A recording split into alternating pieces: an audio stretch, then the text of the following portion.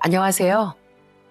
저는 작게 베풀었던 마음이 큰 은혜로 돌아올 수 있다는 걸 얼마 전에 알게 된 여자입니다.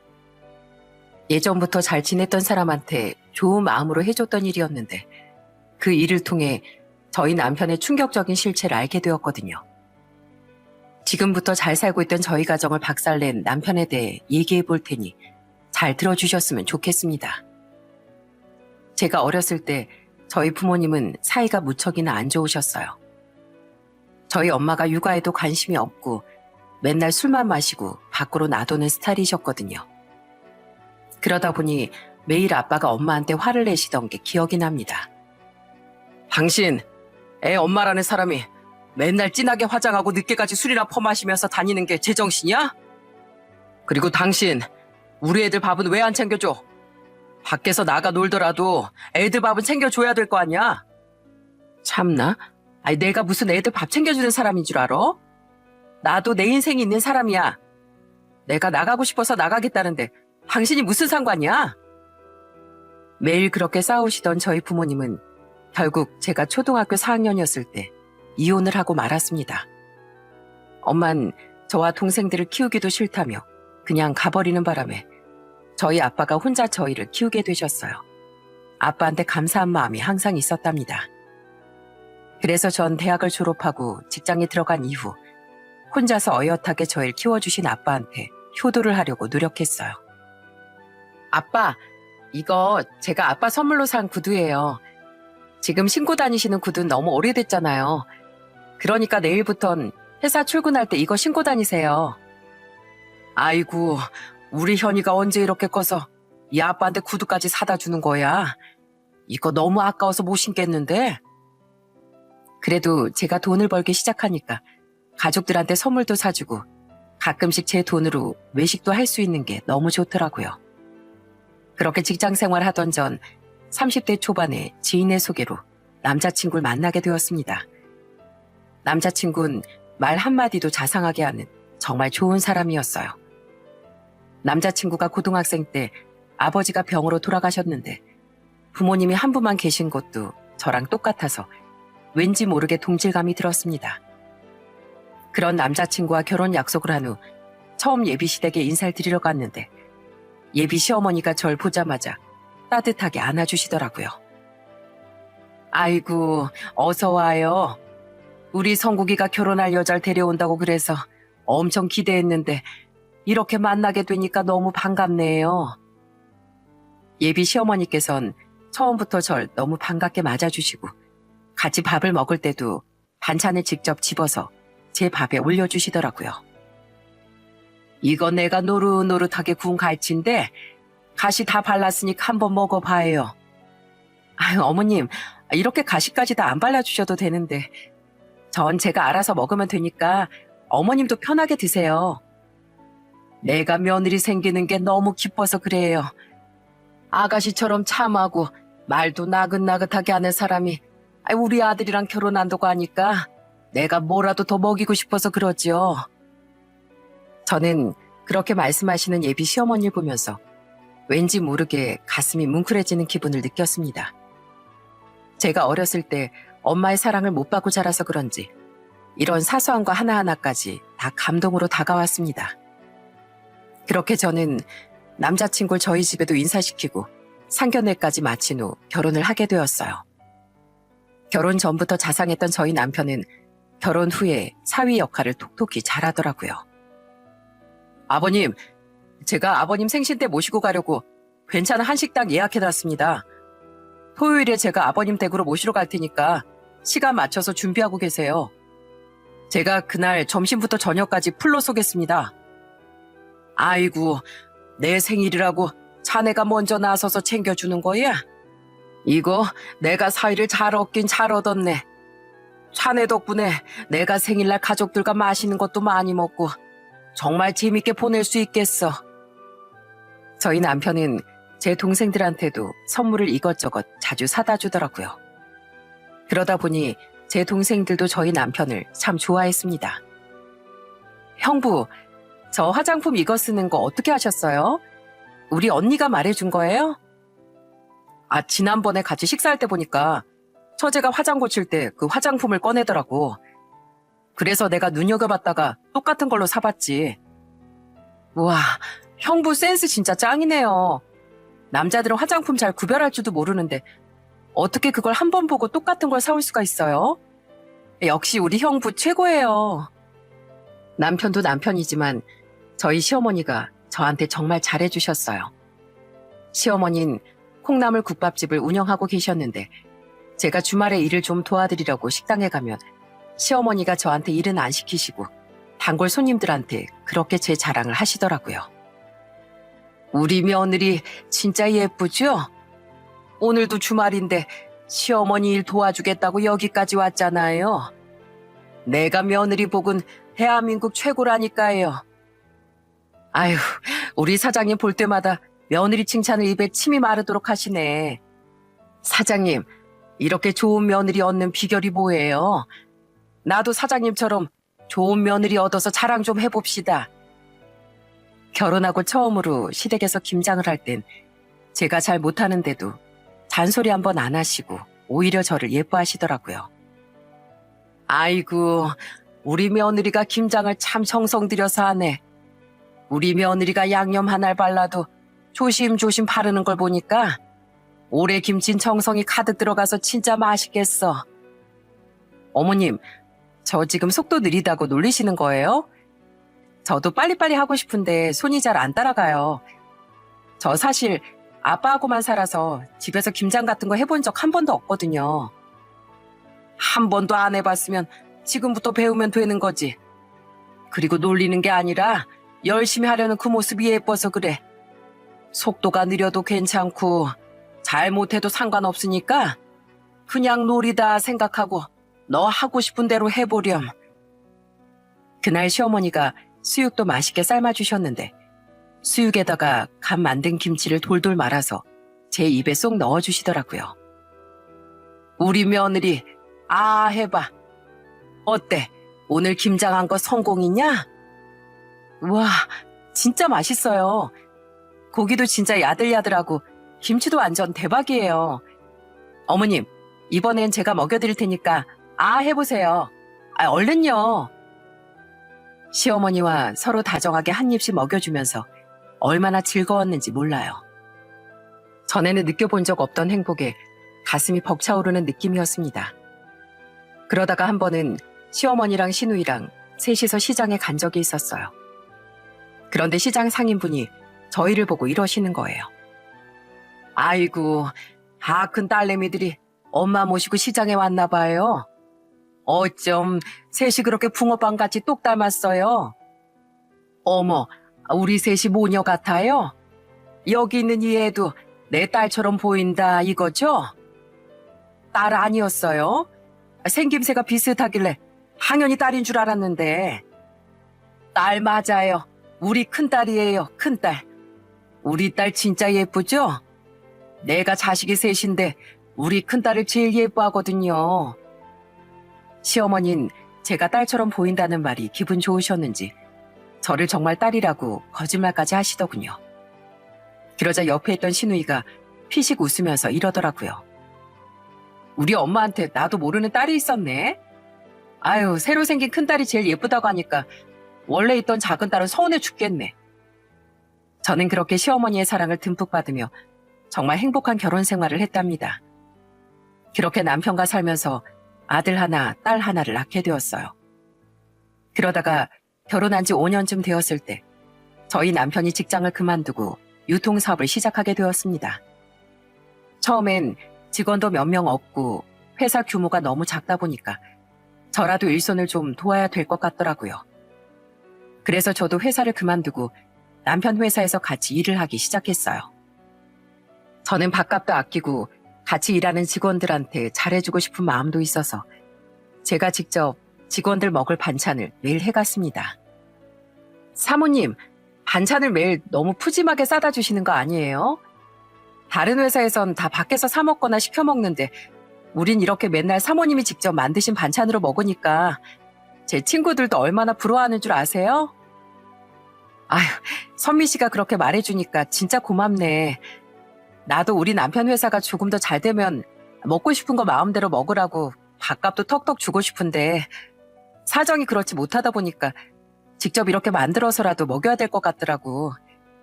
우리 직원분들이 우리 회사를 위해서 그렇게 열심히 일해주는데 내가 밥이라도 잘 챙겨야지. 전 그렇게 남편 회사에서 일하면서 직원들과도 되게 친하게 지냈어요. 그중에서도 격리 담당으로 일하던 선미 씨랑 제일 친했습니다. 선미 씨는 일을 정말 열심히 하는 스타일이었는데 성격이 워낙 꼼꼼해서 실수도 거의 안 하고 업무적으로도 정말 도움이 많이 되는 사람이었어요. 그러다 보니까 남편도 선미 씨 칭찬을 많이 하더라고요. 내가 선미 씨 없으면 일 못하잖아. 선미 씨, 우리 회사에 오래오래 있어줄 거지? 그럼요. 무조건 오래 다녀야죠. 원래 사람은 의리가 중요하잖아요, 의리가. 남편이 회사를 차리고 한동안은 정말 힘들었어요. 일은 일대로 많이 하는데 매출은 생각보다 나오지 않아 매달 직원들 월급을 주고 나면 남는 게 없었습니다. 하지만 의리 만점이었던 저희 직원분들이 정말 열심히 일해주고 남편도 매출을 위해 여기저기 발로 뛰다 보니까 몇 년 지나고 나서부턴 점점 나아지더라고요. 물론 그렇다고 해서 다른 사람들처럼 잘 나가는 사업가가 된 건 아니었지만 그래도 직원들 월급 주고 저희 가족도 먹고 살 수 있을 정도는 안정이 되었어요. 그렇게 살다 보니 어느덧 제가 결혼한 지도 12년이 되었더라고요. 그런데 그때쯤 저희 시댁에 생각지도 못했던 사고가 발생하고 말았어요. 저희 시어머니가 식당에서 일하다가 주방에서 넘어지시는 바람에 크게 다치셨다는 거예요. 놀라서 병원에 달려갔는데 대퇴골 골절이 되었다고 하더라고요. 수술을 하고 입원 치료를 하기 시작하셨는데 연세가 있어서 회복하는데 오래 걸릴 거라는 말에 가슴이 얼마나 아팠는지 모릅니다. 어머님, 병원에만 계시니까 답답하시죠? 오늘부터 제가 자주 올 테니까 너무 걱정하지 마세요. 아이고, 나 때문에 애민이가 참 고생이다. 내가 조심했어야 하는데 괜히 넘어지는 바람에 이게 뭐니? 그렇게 한동안 입원해 계시다 퇴원을 하긴 하셨는데 당분간은 계속 걸을 때 보조기구를 이용해야 된다고 하더라고요. 결국 시어머니는 운영하시던 식당도 접으시고 집에서 요양을 하게 되었어요. 그것 때문에 안 그래도 신경 쓰였는데 마침 남편이 저한테 이런 얘기를 하더라고요. 여보, 요즘에 우리 어머니 너무 걱정돼 죽겠어. 안 그래도 연세 드셔서 자주 아프신데 이젠 제대로 걷지도 못하시잖아. 그래서 말인데 우리가 어머니 좀 모시고 살면 안 될까? 나 우리 어머니 혼자 계시다가 잘못되기라도 하면 진짜 못 살 것 같아서 그래. 남편이 눈물까지 보이며 그렇게 얘기하길래 저는 조용히 고개를 끄덕였어요. 사실 시어머니는 저한테 엄마나 마찬가지인 분이라 저도 걱정되는 건 똑같았거든요. 그러자 남편이 펑펑 울면서 저한테 이러더라고요. 여보, 진짜 고마워. 역시 나한텐 당신밖에 없는 것 같아. 아유, 고맙게 뭐가 고마워. 나한텐 어머님이 내 엄마나 마찬가지고 어머님도 날 딸로 생각해 주시는데 딸이 엄마를 챙기는 건 당연한 거잖아. 그렇게 저희 부부는 시어머니를 집으로 모시고 저는 남편의 회사를 그만둔 후 집에서 시어머니를 보살피기 시작했습니다. 어머님, 혹시 화장실 가고 싶으시면 저한테 말씀하세요. 의사 선생님이 그러는데 한번 골절이 됐던 노인분들은 뼈가 약해서 조금만 넘어져도 또 골절이 생길 수가 있대요. 어머님 안 그래도 지금 걷기 불편하신데 혼자 걸으시다가 넘어지시면 안 되잖아요. 저는 시어머니한테 영양 섭취도 중요하다고 생각해서 평소에 보양식도 많이 해드렸습니다. 아유, 며칠 전에 갈비탕 해줬으면서 이번엔 또 삼계탕이야? 내가 애미 네 덕분에 진짜 호강하고 산다. 예전엔 특별한 날에나 이런 거 먹었었는데 요즘엔 일주일에 몇 번씩 몸보신을 든든하게 하지 않니? 이게 다 어머님 얼른 튼튼해지시라고 하는 거예요.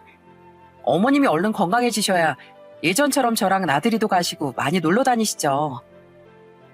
게다가 너무 안 움직이면 근육이 약해져서 또 넘어질 수 있다길래 시어머니와 같이 재활 운동도 열심히 했습니다.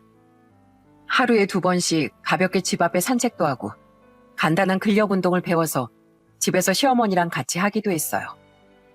그러다 보니까 저희 애들도 절 따라서 자연스레 시어머니를 챙기더라고요. 할머니, 오늘은 저랑 같이 운동해요. 엄마가 오늘은 할머니 운동 당번 제가 해도 된다고 그랬어요. 아유, 그래. 그럼 오늘은 내가 우리 손주랑 같이 운동 한번 해볼까? 그나저나 이 할미가 운동 열심히 해서 얼른 튼튼해져야겠다.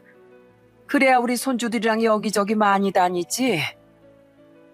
그렇게 제가 집에서 시어머니를 모시는 동안 저희 남편의 회사는 점점 바빠지기 시작했어요. 주말에도 거래처 사람 만난다면서 나가서 늦게 들어오고 금요일이면 꼭 술 마시러 가서 토요일 아침에 들어오더라고요. 여보, 이제 금요일엔 무조건 밤새서 술 마시는 걸로 정한 거야? 도대체 지금 몇 주째 밤새고 아침에 들어오는 거야? 아휴, 나도 밤새도록 술 마시느라 힘들어 죽겠으니까 제발 그 잔소리 좀 하지 마. 나도 비즈니스 때문에 거래처 사장님들이랑 술 마시는 거 진짜 피곤하단 말이야. 처음엔 사업하는 사람이니까 그럴 수도 있다고 이해하려고 했어요. 그런데 언젠가부턴 아예 저희 가족들한테 관심이 없어진 것 같더라고요. 한 번은 저희 딸이 학교에서 상을 받았다면서 남편한테 자랑을 한 적이 있었습니다. 아빠, 나 지난번에 학교에서 글짓기 했었는데 그걸로 최우수상 받았어요. 나 진짜 잘했죠? 뭐? 글짓기? 그건 원래 아무한테나 다 돌아가면서 상 주는 거 아니야? 이번엔 네가 받았으니까 다음번엔 다른 애한테 주겠지 뭐. 그런 거 아니거든요? 제가 글을 잘 써서 받은 거란 말이에요. 아빠는 왜 말을 그런 식으로 해요? 남편은 꼭 저런 식으로 저희 애들 기분을 상하게 할 때가 한두 번이 아니었습니다. 그러다가 한 번은 제가 남편한테 이렇게 얘기한 적이 있었어요. 여보, 민혁이 이제 고등학교 올라가는데 진로에 대해서 고민이 많은가 봐. 당신이 아빠로서 조언 좀 해주는 거 어때? 아유, 그냥 자기가 하고 싶은 거 하면 되지. 꼭 나한테 조언을 받아야 돼? 정하고 싶은 거 없으면 그냥 공부나 열심히 하라고 해. 자기 인생은 자기가 개척하는 거야. 알어? 아니, 당신은 무슨 애 아빠가 말을 그런 식으로 해. 다른 집 애도 아니고 당신 아들이잖아. 아들이 고민이 있다는데 아빠로서 얘기 좀 들어주고 조언 좀 해줄 수 있는 거 아니야? 게다가 남편은 저희 시어머니한테도 점점 소홀해지기 시작했어요. 시어머니가 오랜만에 간장게장을 드시고 싶다고 하시길래 주말에 같이 먹으러 가자고 남편한테 얘기를 했더니 자긴 바쁘니까 우리끼리 갔다 오라는 거예요. 세상에 자기 어머니인데도 저러는 걸 보고 제가 알던 남편이 아닌 것 같다는 생각이 들었습니다. 그렇게 남편 회사를 그만두고 시어머니를 모시기 시작한 지 2년쯤 되었을 때였어요. 오랜만에 바쁜 남편도 응원할 겸 예전에 같이 일했던 직원들도 보고 싶어서 간식을 사들고 남편 회사에 찾아갔습니다. 그런데 가보니까 남편은 미팅이 있어서 나갔다고 하고 저랑 제일 친했던 선미 씨도 없더라고요. 제가 다른 직원한테 선미 씨 왜 안 왔냐고 물어보니까 이러더군요. 아, 선미 씨 오늘 애가 너무 아파서 못 나온다고 하더라고요. 원래 선미 씨네 딸이 예전부터 몸이 좀 안 좋았잖아요. 그런데 최근에 좀 많이 아픈지 일하다가도 딸 걱정에 갑자기 울고 그러더라고요. 저는 그 얘기를 듣고 순간 너무 마음이 쓰이더라고요. 그래서 일단 직원들한테 간식을 나눠주고 집에 돌아오는 길에 선미 씨한테 전화를 해봤어요. 그랬더니 선미 씨가 울먹이면서 전화를 받더군요. 사모님, 오늘 회사에 오셨었다고요? 저도 오늘 회사에 출근했으면 오랜만에 뵀었을 텐데 저희 딸이 갑자기 아파서 회사를 못 나갔어요. 아휴, 선미 씨가 참 고생이 많겠네. 근데 요즘에 힘들어서 회사에서도 자주 운다며. 딸이 얼마나 아프길래 그래. 병원에서 치료받아도 차도가 없는 거야? 그것도 그렇긴 한데 하루하루 사는 게 너무 힘들어서 저도 모르게 자꾸 눈물을 흘리게 되더라고요. 사실 저희 남편은 없는 이만 못한 존재거든요. 결혼 초기부터 일도 제대로 안 하고 맨날 돈만 갖다가 펑펑 쓰더니 저희 딸이 이렇게 아픈데도 신경도 안 쓰고 맨날 밖으로만 놔두는 거 있죠? 그래서 저라도 저희 딸 병원비 벌어보려고 퇴근하고 저녁에 맨날 설거지 일까지 하고 있어요. 이번에도 또 병원비 나갈 게 한가득인데 수중에 돈이 없어서 어떻게 해야 될지 정말 모르겠어요. 사모님, 저 진짜 어떡 하면 좋죠? 아휴, 선미 씨한테 그런 사정이 있었구나. 그런데 그렇게 힘들었으면 우리 남편한테 좀 도와달라고 부탁을 해보지 그랬어. 그래도 선미 씨가 우리 남편 회사에서 그렇게 오래 일했는데 부탁하면 조금이라도 도와줬을 거 아니야. 안 그래도 염치불구하고 사장님한테 부탁을 드려봤는데 바로 단칼에 거절을 하시더라고요. 공과 사는 똑바로 구분하자면서 일 시켜주는 것만으로도 감사하게 생각하래요. 아휴, 우리 남편이 진짜 그랬단 말이야? 선미 씨, 지금 필요한 병원비가 얼마야? 부담 갖지 말고 그냥 나한테 편하게 말해봐. 그래도 예전에 친하게 지냈던 직원이고 선미 씨가 저희 남편 회사에서 얼마나 고생했는지 잘 알고 있기 때문에 외면할 수가 없더라고요. 비록 저희 남편이 부탁을 매정하게 거절했다곤 하지만 저만큼은 선미 씨를 도와줘야겠다고 생각했습니다. 그래서 전 선미 씨가 필요하다고 한 병원비가 얼마인지 물어보고 그 금액을 바로 입금해줬어요. 그러자 선미 씨가 저한테 다시 전화를 해선 이러더라고요. 사모님, 정말 감사해요. 덕분에 저희 딸 급한 병원비 낼 수 있을 것 같아요.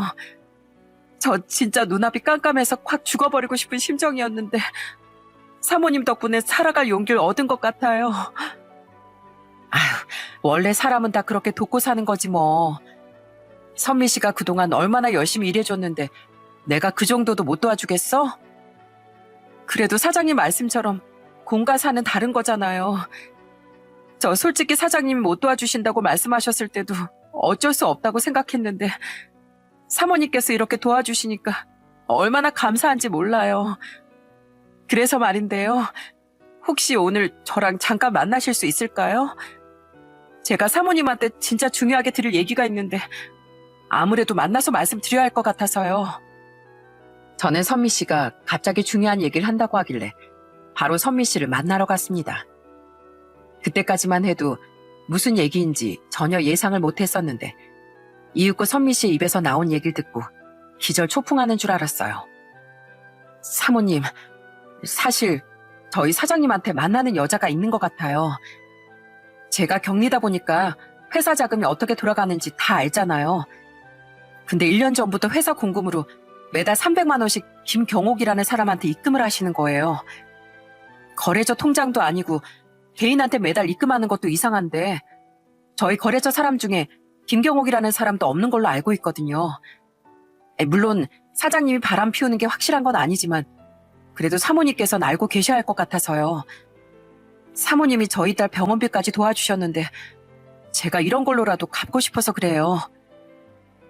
전 선미 씨한테 그 얘기를 듣고서도 이게 도대체 무슨 일인지 이해가 되질 않더라고요. 적어도 제가 아는 한 저희 친척이나 지인들 중에 김경옥이라는 사람은 없었거든요. 그래서 전 의심스러운 마음에 심부름센터에 의뢰해 남편의 뒷조사를 시작했습니다. 그리고 얼마 후 남편이 밖에서 무슨 짓을 하고 다니는지 알게 되었어요. 남편이 낮 시간에 회사에서 나와 자꾸 무슨 막창집에 들어가는 사진이 찍혀 있는 겁니다.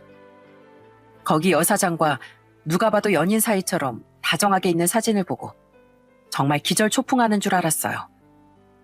최근 들어 바쁜 줄만 알았던 저희 남편이 저 몰래 바람을 피우고 있었던 거더라고요. 너무나 큰 충격에 손발이 덜덜 떨리고 눈앞이 깜깜해졌지만 이왕 이렇게 된 거 그 둘을 가만히 놔두면 안 되겠다는 생각에 하루 날 잡고 제가 직접 남편을 미행했어요.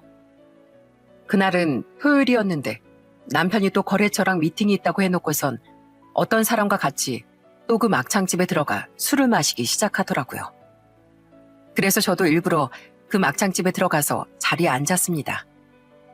그리고 일부러 남편 들으라는 듯 큰 소리로 외쳤어요. 저기요, 여기 막창 좀 주세요. 그런데 그때 제 목소리를 들었는지 옆 테이블에 있던 남편이 깜짝 놀라서 절 쳐다보더라고요.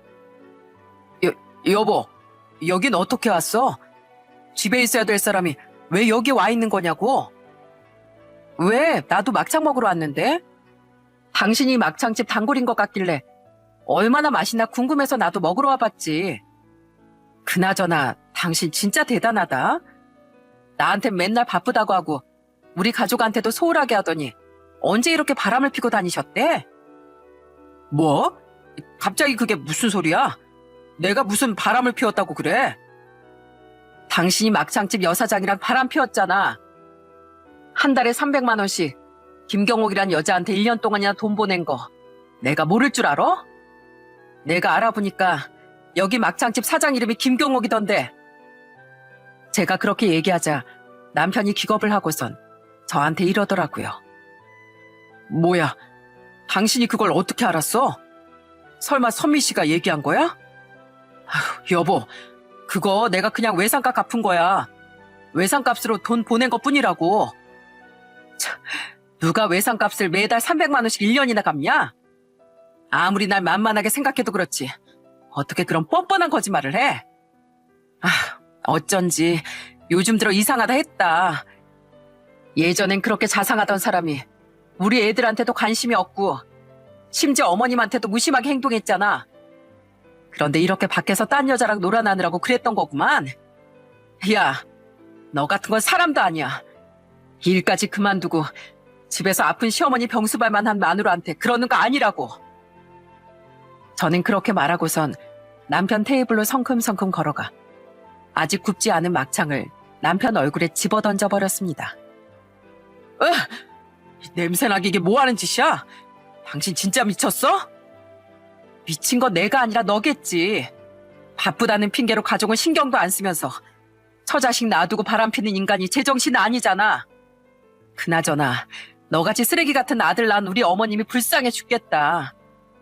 네가 우리 어머님 인성을 반만 닮았어도 이런 짓거리는 안 했을 거야.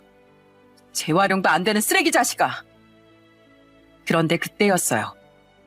한쪽에서 얼굴이 시퍼렇게 질린 채 이 모습을 지켜보고 있던 상간녀가 갑자기 가까이 다가오더니 남편의 멱살을 잡고 소리를 지르기 시작하는 거예요. 당신 뭐야?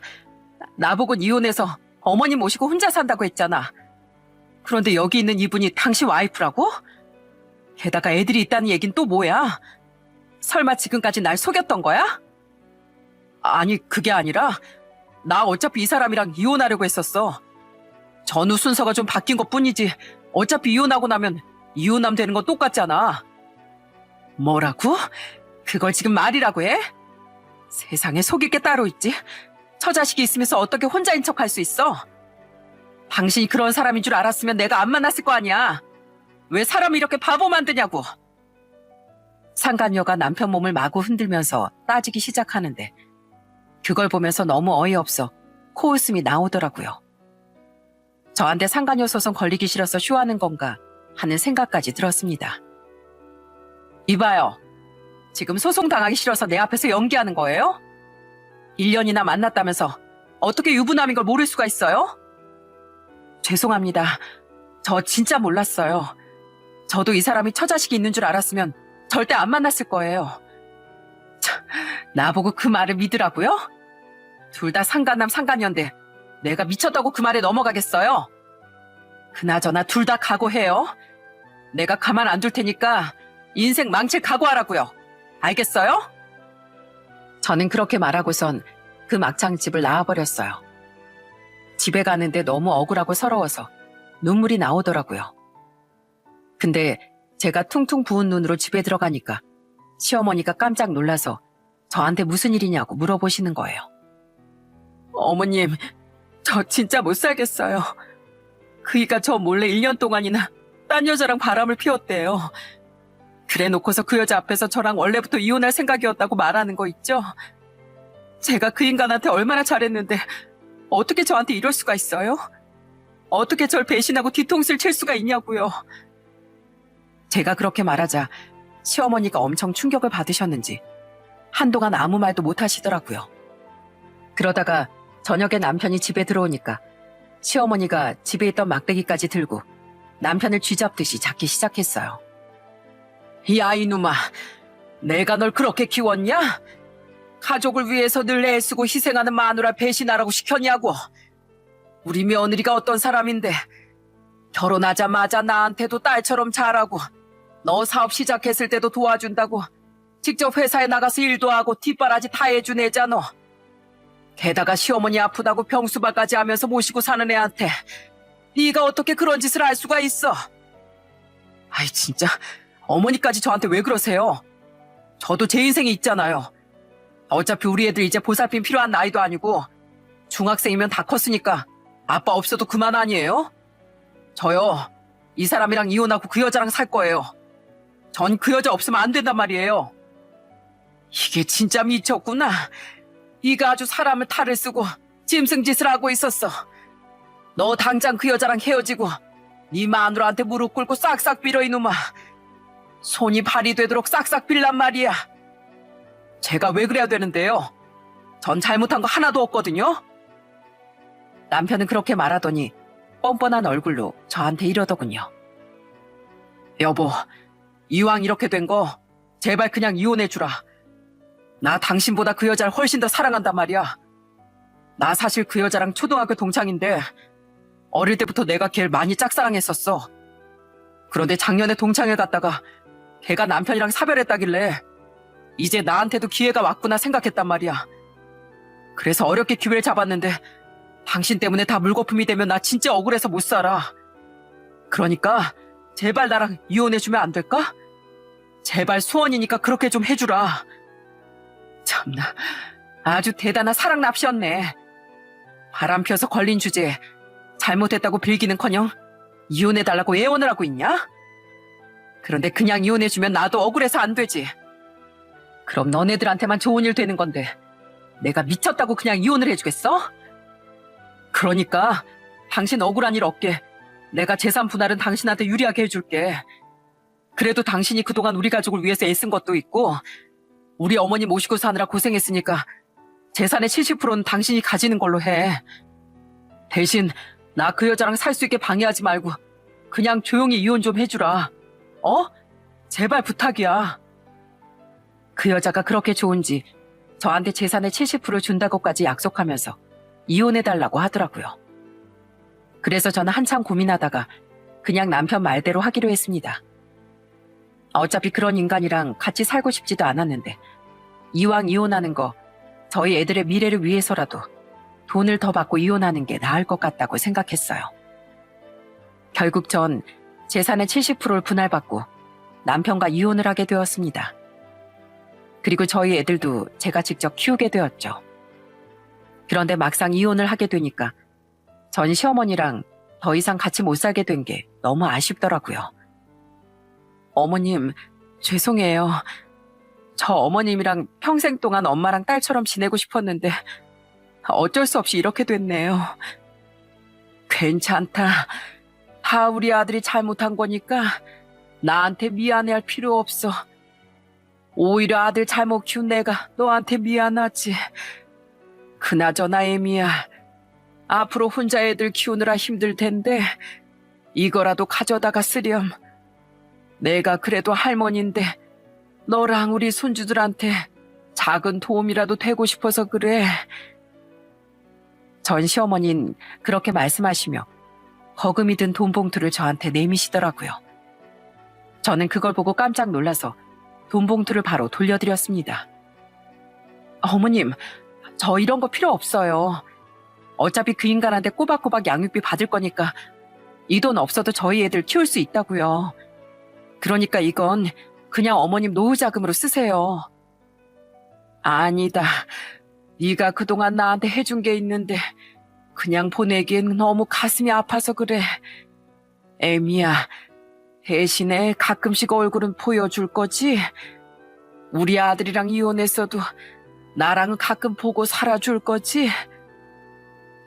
어머님, 당연하죠. 비록 이혼은 했어도 어머님은 저희 애들 할머니시고 저한텐 엄마나 마찬가지잖아요. 엄마의 사랑도 못 받고 자랐던 저한테 어머님이 얼마나 따뜻하게 대해주셨는데요. 그래, 고맙다. 나한텐 그걸로 충분하단다. 그러니까 부디 못난 우리 아들 같은 건 있고 손주들이랑 즐겁게 살아라. 그날 전 시어머니와 끌어안고 한참이나 펑펑 울었어요. 그렇게 전 시어머니와 가슴 아픈 이별을 한 후 저는 애들을 데리고 친정으로 들어갔습니다. 그리고 상간녀 소송도 슬슬 준비하겠다고 생각했어요. 상간녀 말론 남편 이혼했는 줄 알았다고 하긴 했지만 솔직히 그 말이 못 믿어왔거든요. 그런데 제가 이혼한 지 얼마 안 됐을 때 상간녀가 전 남편 휴대폰에서 제 연락처를 알아냈는지 저한테 연락해서는 만나자고 하더군요. 그래서 상간녀를 만나러 갔는데 절 보자마자 울면서 저한테 사과를 하기 시작하는 거예요. 죄송합니다. 제가 정말 죽을 죄를 지었어요.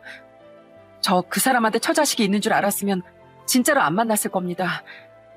사실 저 40대 초반에 좀 늦게 결혼해서 애 셋이나 낳았는데 저희 남편이 교통사고로 갑자기 세상을 떠나게 되었거든요.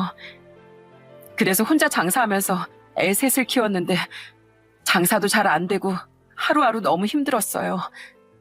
그러다가 동창회에 갔는데 그때부터 그 사람이 저한테 적극적으로 나오기 시작하더라고요. 우리 애들한테 아빠 노릇 해주겠다고 하고 저한테 생활비도 지원해주겠다고 하고 저 솔직히 그 말에 혹했던 거 사실입니다. 저희 애들 아직 초등학생밖에 안 돼서 아빠의 역할이 필요하다고 생각했거든요. 거기다가 진짜로 저한테 매달 생활비까지 보내주니까 정말 이 사람하고 의지하면서 살아갈 수 있을 거라고 생각했어요. 그래서 그쪽도 속았으니까 나보고 용서해달라는 거예요? 갑자기 나보고 만나자고 해서 이런 얘기를 하는 이유가 뭔데요? 용서해달라는 거 아닙니다. 상간녀 소송을 하고 싶으시면 하셔도 돼요. 어찌됐든 제가 그쪽한테 큰 죄를 지은 거 맞으니까 이렇게 직접 만나서 사과하고 싶었어요. 저야 헤어지면 그만이지만 그쪽은 애들도 있는데 이혼까지 하셨잖아요. 제가 본의 아니게 피해를 끼친 점은 정말 죄송합니다. 제가 고개 숙여 이렇게 사과드릴게요. 상간녀 말이 진짜인지 아닌지 몰라도 참 딱하다는 생각이 들더군요. 상간녀의 말이 사실이라면 저만 속은 게 아니라 상간녀도 같이 속은 거니까요. 그래서 일단 상간녀 소송은 생각해 보겠다고 하고 집으로 돌아왔습니다. 그런데 며칠 후 전 남편이 술을 먹고 저한테 전화를 해서는 갑자기 난리를 치기 시작하는 거예요. 당신 지금 치사하게 이게 뭐 하는 짓이야? 내가 재산 분할 많이 해주면 내가 그 여자랑 잘 살 수 있게 그냥 놔둔다고 했잖아. 근데 그 여자한테 무슨 말을 했길래 그 여자가 나한테 헤어지자고 해? 당신 이거 약속 위반이야. 이런 식으로 할 거면 나한테 가져간 그 재산 다시 내놓으라고. 야, 내가 뭘 했다고 왜 나한테 전화해서 이 난리야? 그 여자가 너 같은 쓰레기한테 실직 났나 보지. 너 그 여자한테도 이혼남이라고 속였다며? 세상에 아무리 좋아서 만났어도 처자식이 있는 걸 속인 남자랑 어떤 여자가 계속 만나겠냐? 머리가 있으면 제발 생각이라는 걸 하고 살아. 두 여자 한꺼번에 농락해놓고 행복하길 바란 게 멍청한 거 아니냐? 뭐라고? 당신 지금 말 다 했어? 당신이 그 여자한테 헛소리 했으니까 그 여자가 나한테 헤어진다고 한 거겠지? 그 여자는 성격 드센 당신과 달리 항상 나만 바라보고 나 없으면 못 사는 여자거든? 그런 사람이 나한테 헤어지자고 했으면 뭔가 이유가 있을 거 아니야? 그러니까 그 이유를 너 자신한테서 찾아야지. 왜 나한테서 찾아? 그리고 재산 더 줄 테니까 제발 이혼해달라고 한 건 바로 너거든? 난 네가 해달라는 대로 해줬고 너랑 그 여자 사이 방해한 적도 없으니까 네 일은 네가 알아서 해결해. 그 여자가 그렇게 좋으면 가서 무릎 꿇고 다시 만나달라고 사정사정 해보던가. 남편은 끝까지 저 때문이라고 생각하고 소리를 질렀지만 저는 전화를 확 끊어버렸어요. 그 여자도 똑같이 속여놓고 그 여자가 자기를 택할 거라고 생각한 게 너무 어이없더라고요. 그런데 며칠 후 상간녀한테서 다시 전화가 왔습니다. 저 때문에 그 인간이 그쪽한테 전화해서 난리쳤다면서요. 그런데 이젠 그놈이 전화할 일 없을 거예요. 제가 그쪽이랑 상관없이 너 같은 놈 싫어서 헤어지는 거라고 단단히 말해놨거든요. 저 이제 그놈이랑 마주치기도 싫어서 가게도 정리하고 다른 동네로 이사 가려고요. 하루에도 몇 번씩 전화하고 찾아오고 하는데 솔직히 소름 끼쳐서 미칠 것 같아요. 그 인간 이번에 무슨 짓 했는지 저희 동창들 사이에도 소문이 쫙 나는데 아마 의지할 친구도 없이 외롭게 지내야 될 거예요. 그쪽 분이 그 인간이랑 살면서 시어머니도 모시고 살고 정말 잘해주셨다고 들었는데 그런 사람을 배신했으니 그런 꼴 돼도 싸죠. 저도 이제 그냥 저 혼자 애들 열심히 키워보려고요. 그동안 저 때문에 충격도 받고 마음고생 많이 하셨을 텐데 정말 죄송했습니다. 상간년 끝까지 저한테 사과를 하더군요. 나중에 알아보니까 진짜로 전 남편이 이혼남인 줄 알았던 거더라고요. 그래서 저는 상간녀 소송을 그냥 하지 않기로 했습니다. 그렇게 가족을 배신하고 더러운 짓거리를 하던 전 남편은 결국 두 여자한테 모두 팽당하게 되었어요. 저는 그러거나 말거나 그냥 저희 식구들과 잘 지냈습니다. 혼자 사시던 저희 아빠가 이제 저랑 저희 애들이 있어서 너무 좋다고 하시더라고요. 현이야, 너 그놈이랑은 이혼 정말 잘했다. 그딴 쓰레기 같은 놈하곤 상종하지 않는 게 답이야. 덕분에 내가 이렇게 우리 딸이랑 손주들까지 같이 지내니까 얼마나 좋니? 아빠, 우리랑 같이 사니까 그렇게 좋아요? 이럴 줄 알았으면 진작에 아빠랑 같이 살고 그랬나 봐요. 내가 그동안 우리 전 시어머니 신경 쓰느라 아빠한테 많이 신경 못 쓰드렸던 거 정말 죄송해요. 아니다. 그래도 네 전 시어머니가 참 좋은 분이었지 않니? 내가 너희들 엄마 없이 자라게 한 게 늘 마음에 걸렸었는데 그래도 현이 네가 엄마 같은 시어머니를 만나서 잘 지내는 걸 보고 내 얼마나 고마웠는지 몰라.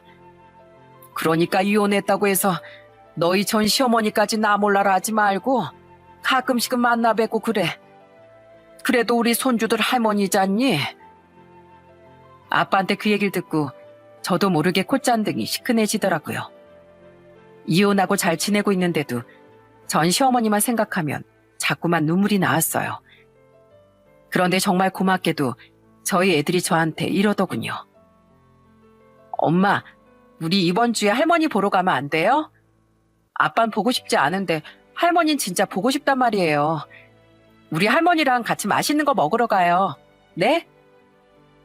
그렇게 저는 이혼하고 처음으로 애들을 데리고 전 시어머니를 만나고 왔습니다. 전 시어머니는 요양병원에서 지내고 계셨는데 저희가 찾아가니까 너무 좋아하시더라고요. 그래서 앞으로도 종종 이렇게 전 시어머니와 같이 즐거운 시간을 보내야겠다고 생각했어요. 그렇게 전 남편과 이혼하고 잘 살던 중 선미 씨한테 또다시 연락이 왔습니다. 사모님, 잘 지내시죠? 저 이번에 다른 회사로 이직했어요. 어쨌든 제가 사장님이 바람 피우시는 거 폭로한 당사자인데 계속 그 회사에 다닐 순 없겠더라고요. 그런데 사모님, 그것 때문에 충격 진짜 많이 받으셨죠? 아휴, 그걸 말이라고 해. 그래도 내가 선미 씨 덕분에 그 인간 실체를 알아채서 얼마나 고마웠는지 몰라. 안 그래도 내가 조만간 선미 씨한테 밥이라도 한 끼 사주려고 했거든.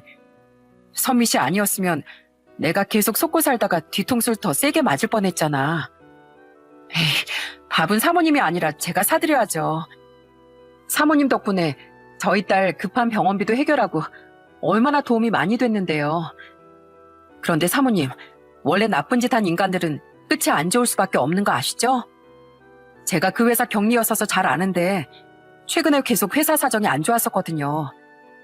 안 그래도 사장님이 돈이 모자라서 직원 한두 명 자를까 말까 고민하고 계셨어요.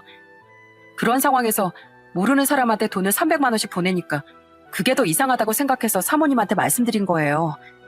솔직히 전 그냥 그 회사가 확 망해버렸으면 좋겠어요. 사장님은 솔직히 그 정도는 당해도 싸잖아요. 그쵸? 선미 씨 얘기를 들어보니 전 남편의 회사가 많이 어려운 상황인 것 같더군요. 그런 상황에서 저한테 재산도 많이 떼주고 저희 애들 양육비까지 보내야 하니까 아마 앞으로 고생 꽤나 할 것 같아요. 그러게 한 가정의 가장으로서 가족을 지킬 생각을 해야지 왜 딴짓거리를 하면서 가족한테 상처를 주나요?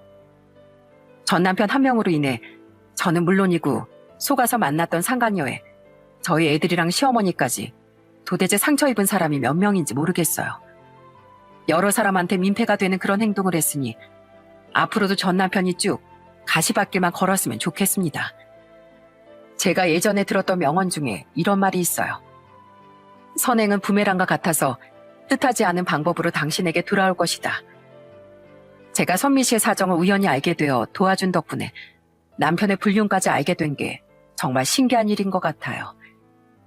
제가 그날 선미 씨가 출근을 하든 말든 신경을 안 썼다면, 선미 씨가 어려운 상황에 처한 걸 알고서도 도와주지 않았다면, 저는 아직도 전 남편이 제 뒤에서 그런 짓을 하고 있는지 몰랐을 겁니다. 저의 작은 도움이 큰 은혜가 되어 돌아온 걸 보고 정말 감사하다는 생각이 들더라고요. 그러니 여러분들께서도 주변에 어려운 사람이 있으면 조금씩 도와주셨으면 좋겠어요. 그게 나중에 진짜로 부메랑이 되어 돌아올지 모르겠지만 그래도 뭐든지 베푸는 게 좋은 삶이잖아요. 그러다가 진짜로 저처럼 더 큰 보답으로 돌아올 수도 있는 거고요. 그럼 전 이 세상이 조금 더 따뜻한 세상이 되길 바라며 제 사연을 마치도록 하겠습니다. 끝까지 들어주셔서 감사합니다.